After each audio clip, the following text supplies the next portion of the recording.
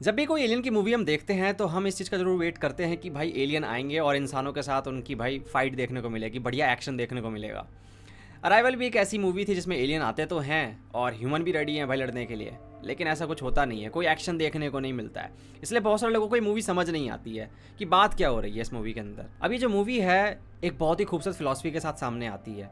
एक हाइपोथेसिस के बारे में इसमें बात की गई है जिसके पर मैं बात करूंगा आगे वीडियो में। अगर तुम नए आए हो तो भाई सब्सक्राइब करके जाना। चलो शुरू करते हैं। अगर आप लैंग्वेज की पढ़ाई करते हैं तो अपने समार वर्ब हाइपोथेसिस के बारे में सुना होगा।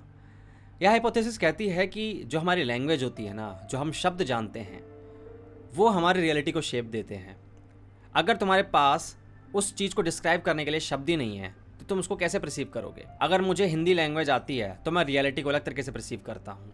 जापानीज़ लोग अलग तरीके से परसीव करते हैं, चाइनीज़ लोग अलग और स्पेनिश लोग अलग। जो लैंग्वेज होती है वो हमारे रियलिटी को देखने का नज़रिया बदल रही होती है।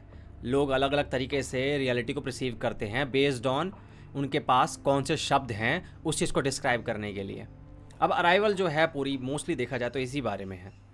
अब जो एलियंस आते हैं वो एक नई लैंग्वेज के साथ आते हैं। इसमें लुइस बैंक्स नाम की एक लिंग्विस्ट होती है, वो उनसे बात करने की कोशिश करती है, उनके लैंग्वेज को समझने की कोशिश करती है। एलियंस की आप लैंग्वेज देखेंगे वो लीनियर नहीं है, वो सर्कुलर है। लीनियर हमारी भाषा होती है, जैसे कि मैं खाना खा रहा हूँ, एक शुरुआत होती है एक अंत होता है। आपको वहाँ से शुरू से ही पढ़ना पड़ेगा तभी जाके आप इस सेंटेंस को समझ पाएंगे। लेकिन सर्कुलर शेप को कैसे समझेंगे आप? आपको अगर समझना है सर्कुलर शेप को तो उसको आप ऐसे देखिए, पेंटिंग की तरह। अगर मैं बोलूँ कि 3 घोड़े दौड़ रहे हैं, आप इसको पढ़ेंगे तो आपको शुरू से पढ़ना पड़ेगा, तब जाकर समझ में आएगा कि हाँ भाई 3 घोड़ों की बात हो रही है और दौड़ने की बात हो रही है। लेकिन जो सर्कुलर भाषा होगी वो एक पेंटिंग की तरह होगी कि भाई एक पेंटिंग मैंने आपको दिखा दी, उसमें 3 घोड़े जो हैं भाग रहे हैं। अब आपको कुछ सोचना नहीं है, समझना नहीं है, बस आपको फील आ जाएगा कि हाँ भैया 3 घोड़े दौड़ रहे हैं। तो वैसे ही जो ये एलियंस होते हैं ना, इनकी भाषा भी ऐसी ही कुछ होती है सर्कुलर फॉर्म में। अब हमारे ब्रेन को आदत है लीनियर चीज़ की, तो उनकी जो लैंग्वेज होती है काफ़ी कॉम्प्लिकेटेड होती है, तो वो लैंग्वेज जाती है, उसको समझने की कोशिश कर रही होती है। अब उनकी जो भाषा है वो नॉन लीनियर है। इसके कारण क्या हो रहा है, वो लैंग्वेज सीखने के कारण उस लिंग्विस्ट को फ्यूचर के विजन्स आ रहे हैं। मतलब कि वो जो लैंग्वेज है अब उसके रियलिटी को अलग तरीके से शेप दे रही है, उसके रियलिटी को देखने का नज़रिया बदल रही है, क्योंकि अब वो एक एबिलिटी गेन कर रही है टाइम को देखने की अलग तरीके से। जैसे इंसान हम कैसे देखते हैं, हम लीनियरली देखते हैं टाइम को, पास्ट प्रेजेंट फ्यूचर। लेकिन जो एलियंस वगैरह हैं वो नॉन लीनियर तरीके से टाइम को परसीव करते हैं, मतलब पास्ट प्रेजेंट फ्यूचर एक ही साथ हो रहा है सब कुछ। इसी कारण लैंग्वेज, जैसे जैसे लैंग्वेज आप देख रहे हैं कि वो सीख रही है, उसको कुछ विजन्स आ रहे हैं, पर वो विजन्स अभी के नहीं है, वो फ्यूचर के आ रहे हैं विजन्स। अब वो टाइम अलग तरीके से देख सकती है इन अ नॉन लीनियर वे। अब मैं आपको कुछ एग्जांपल देता हूँ जिससे आपको और अच्छे समझ में आएगा कि जो लैंग्वेज होती है ना, कैसे हमारी रियलिटी को शेप दे रही होती है। ऑस्ट्रेलिया में एक जगह है जहाँ पे एक लैंग्वेज बोली जाती है, उस लैंग्वेज को बोलते हैं गुगु यिमिथिर। अब जैसे हम लोग क्या यूज़ करते हैं, लेफ़्ट राइट, है ना, ये शब्द यूज़ करते हैं समझाने के लिए कि मेरा फ़ोन तेरे लेफ़्ट में है।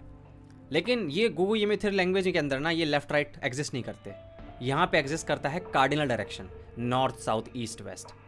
तो वो ये बोलेंगे मेरा फ़ोन तेरे नॉर्थ में है या मेरा फ़ोन तेरे साउथ में है। अब हुआ क्या, जब उनकी वोकेबलरी में लेफ़्ट राइट है ही नहीं, तो वो जो अपनी सराउंडिंग्स होती है ना उसको अलग तरीके से परसीव करते हैं। अपनी सराउंडिंग्स की एग्जैक्ट जियोग्राफिक ओरिएंटेशन पता होती है उन्हें हर समय।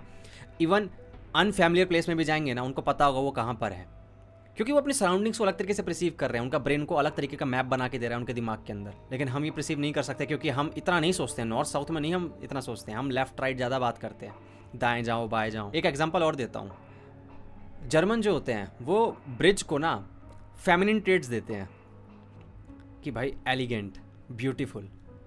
लेकिन जो स्पेनिश लोग होते हैं ना वो ब्रिज को मैस्कुलिन ट्रेड्स देते हैं, स्ट्रॉन्ग, स्टडी, टावरिंग। अब हुआ क्या, जो जर्मन लोग होंगे वो जब ब्रिज को देखेंगे तो अलग तरीके के इमोशंस जगेंगे उनके दिमाग में, क्योंकि वो फेमिनिन ट्रेड्स दे रहे हैं। लेकिन जब स्पेनिश लोग देखेंगे उसी ब्रिज को, उसी सेम ब्रिज को, तो वो मैस्कुलिन ट्रेड्स दे रहे हैं, तो अलग तरीके से उसको प्रोसेस करेंगे, अलग तरीके के इमोशंस जगेंगे। एक ही ब्रिज को अलग अलग ट्रेड्स दिए तो कैसे पूरा चेंज हो गया सीन, किस तरीके से प्रिसीव कर रहे हैं सेम ब्रिज को। मान के चलो मैं आपको ब्लैक एंड वाइट कलर दे दूं, बस सिर्फ ब्लैक एंड वाइट, तो आप पेंटिंग कितने कलर में कर सकते हो? ज़्यादा 2 ही कलर में।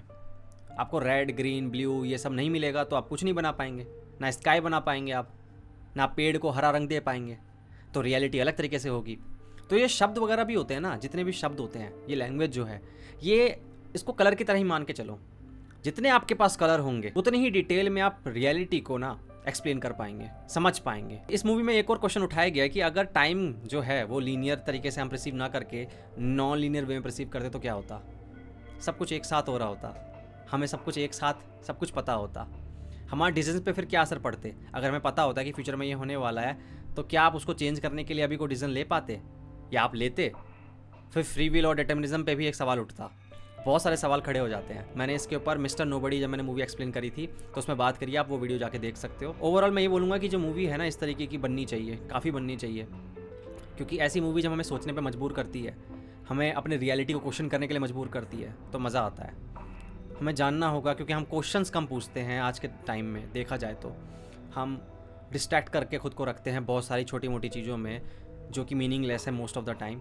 लेकिन जब हम ऐसी मूवी देखते हैं तो हमारा दिमाग थोड़ी देर के लिए क्वेश्चन जरूर पूछता है, भाई अगर ये होता तो क्या होता, टाइम अगर ऐसा होता तो क्या होता। तो अपनी रियलिटी को क्वेश्चन करना शुरू करो। जब मूवी आप देखते हो तो अपनी आंखें खुली रखो, अपना दिमाग खुला रखो, और कोशिश करो कि मूवी को 3-4 बार देखो। एक बार में तो आपको बस समझ नहीं आती है मूवी, क्योंकि पहली बार में हमारा माइंड सिर्फ समझने की कोशिश कर रहा होता है कि हो क्या रहा है यहाँ। पर जब 2-3 बार आप देखते हैं ना, तो उसकी फिलॉसफी आपको समझ में आने लगेगी, वो मूवी कहना क्या चाह रही है। ठीक है, आज के लिए इतना ही। अगर आप चाहते हैं कि मैं किसी मूवी पे वीडियो बनाऊं, किसी एनीमे पे वीडियो बनाऊं, तो आप उसका नाम मुझे बता सकते हो कमेंट सेक्शन के अंदर। अगली वीडियो में मुलाकात होगी, तब तक के लिए ध्यान रखो अपना। Good bye.